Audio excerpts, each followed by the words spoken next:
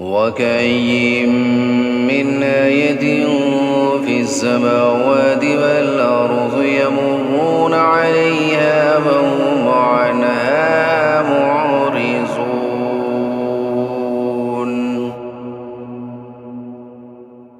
وما يؤمن أكثرهم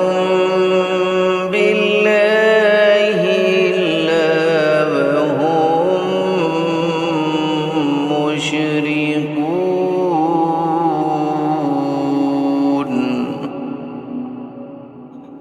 أفامنوا أن تأتيهم غاشية من عذاب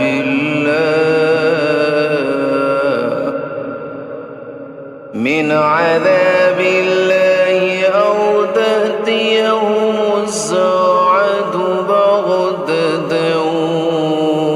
وهم لا يشعرون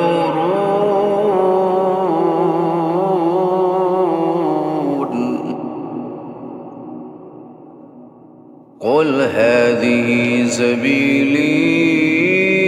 أدعو إلى الله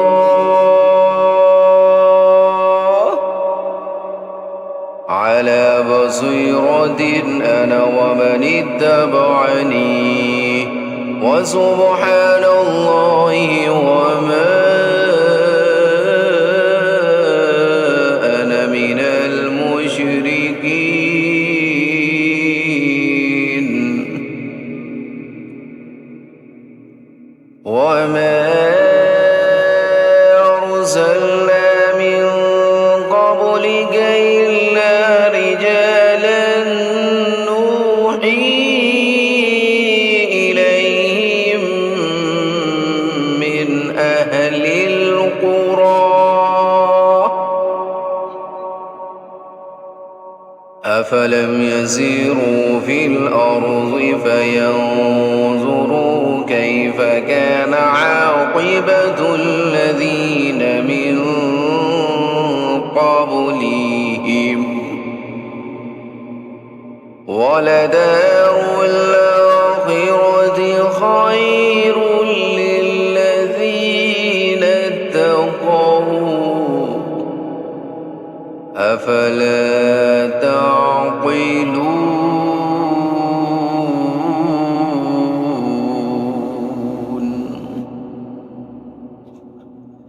حتى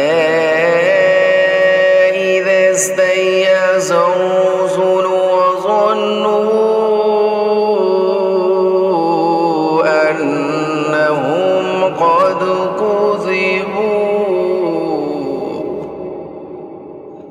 أنهم قد كذبوا جاءهم نصرنا فنجي من نشاء ولا يرد بأسنا عن القوم المجرمين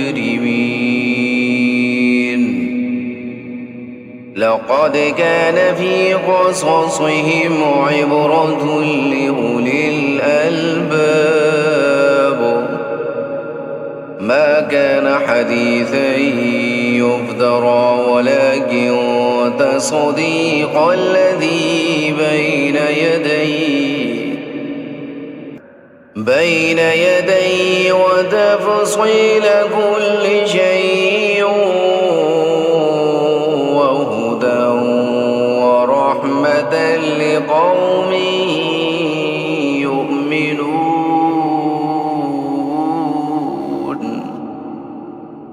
آمنت بالله صدق الله العظيم